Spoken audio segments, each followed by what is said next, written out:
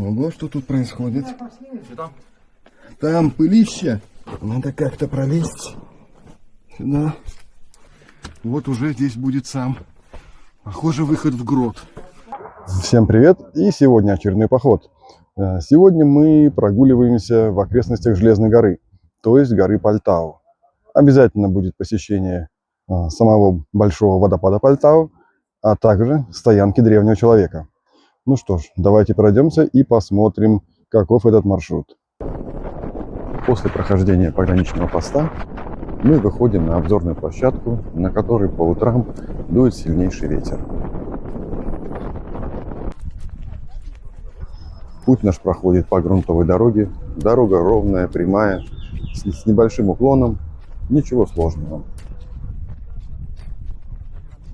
И практически сразу мы подходим к стоянке неандертальцев, гроту Аби-Рахмат. Сейчас я подойду поближе, и мы посмотрим на таблички. Вот на этой табличке написано «Пещера Аби-Рахмат», но все называют ее гротом. Также рядом находится табличка, на которой написано, что это археологический объект, и он охраняется государством. Так, ладно, начинаем спуск. Да, если что, я тебе помогу вылезть. Начинаем спуск. Так. Не удариться башкой. Ого. Ого, что тут происходит? Что там? Там пылище. А есть куда идти? Есть куда идти. Итак, мы спускаемся. Спускаемся в эту пещеру, которую периодически посещали неандертальцы. Конечно, они здесь вряд ли жили, потому что в пещере темно и сыро. Но возле пещеры уж точно устраивали привалы. Так, здесь у нас просто такая капсула. И видно, похоже, как будто прям мрамор. И мы сейчас в следующий проход идем. Грязные будем, как черти. Ну, что поделать? Что поделать? Надо как-то пролезть сюда. Короче, придется сидя. Там тоже куда-то уходит пещера. Сейчас глянем. Там тоже есть пещера, но похоже, что она слишком узкая. Давайте я туда сейчас проползу, и мы посмотрим, что там внутри. Ага. Ну, она там заканчивается. Кто-то мусор бросил. Там эта пещера заканчивается. И возвращаемся вот оттуда. Идем сюда теперь. Вот уже здесь будет сам, похоже, выход в грот. Не, нормально. Выход в грот. Выход в грот. И вот они мы. Вот он я, грязный как черт.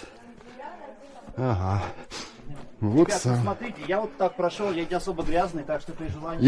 Я вот так прошел, я особо грязный. Давайте я сниму обзор грота сверху. Народу здесь прибавилось. Маршрут популярный и очень несложный. Сюда на экскурсии приезжают даже школьники.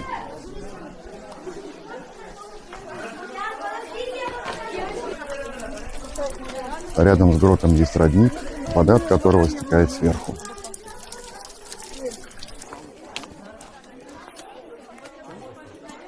Мы уходим из грота Аби-Рахмат и идем к следующей пещере, которая расположена немного выше.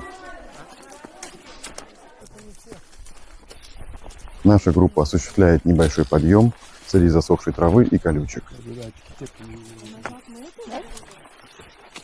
Сюда и туда. Так. Продолжу.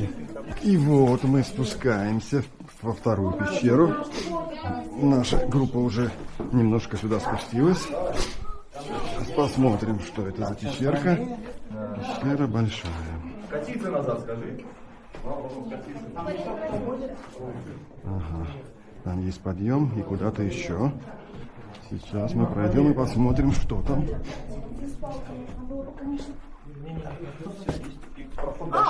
Нет, вон там проход. А дырка была какая-то. Ну вот одна есть тут, одна. Вон там, да? А вон там другие залы, да. Туда есть тоже пролаз, но мы туда лазить не будем, там можно на А вот очень там что-то узкий. большое, сокровище там. Очень узкий. Там дальше большой зал. Да. Думаете, до Серьезно? нас никого... Большой зал? Да. Ой, пойдемте тогда. Нет, Нет, не там пойдем. тоже почти надо доползти. Ну, Гид не Это разрешает, уже мы не пойдем. категорийная пещера, тут нужно снаряжение дальше. Тут тоже... Ух ты! Вот тут осторожнее надо. Тут можно съехать. И вот еще один лаз. И... Ого! Да, тут в этом лазе. Тут в этом лазе. Если туда свалиться можно, там вообще глубоко. Туда да, только со снаряжением, с веревкой. Хотя бы минимум с веревкой и со страховкой. Оказывается, здесь есть еще. Вот если глянуть, там есть смотрите, отдушина. На выходе из этой пещеры открывается захватывающий дух вид на горы. И отсюда мы начинаем спуск к водопаду Пальтау.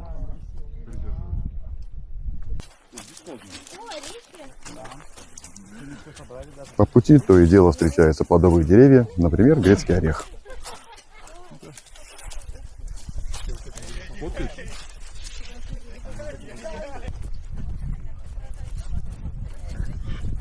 В этой местности расположено много пасек, и мы проходим среди ульев одной из этих пасек. Почему пустые? Вот Здесь нужно пересечь небольшой ручей. Кто-то предусмотрительно положил автомобильную шину, чтобы не пришлось переходить по воде или камням. Еще одно плодовое дерево. На этот раз это яблоня с уже созревшими красными яблоками.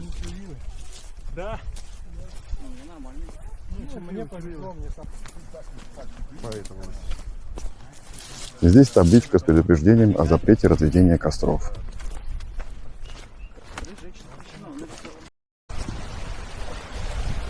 Далее наш путь пролегает вдоль ручья, что говорит о том, что водопад уже близко.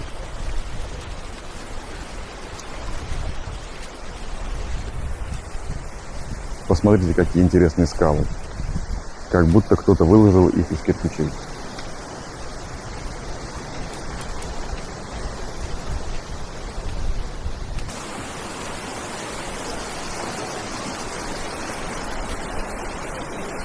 И вот мы подошли к водопаду.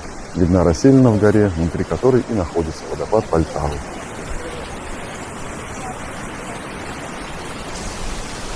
Подходим ближе к водопаду.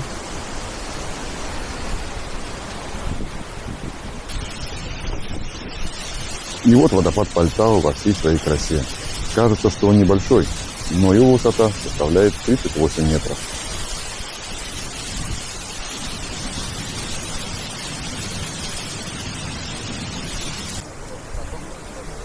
Группа расположилась на обед, и наш гид занялся приготовлением горного чая. у нас чай с бергамотом и с шиповником. Горным, вот таким крупным, толстым, большим. Отдых окончен, и мы отправляемся в обратный путь.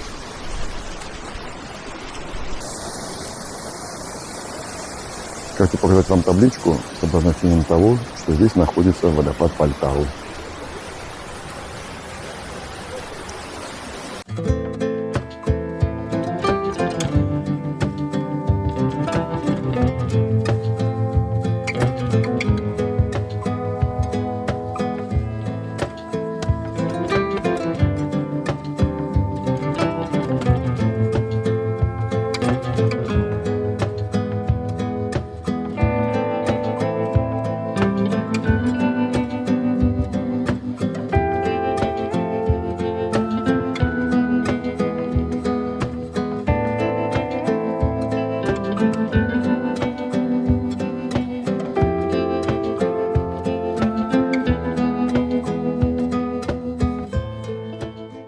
А вот и сама гора Пальтау.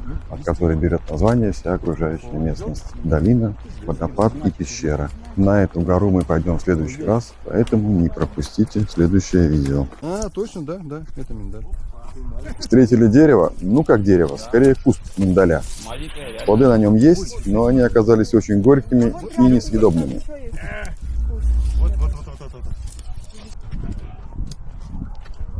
Выходим на финишную прямую нашего похода.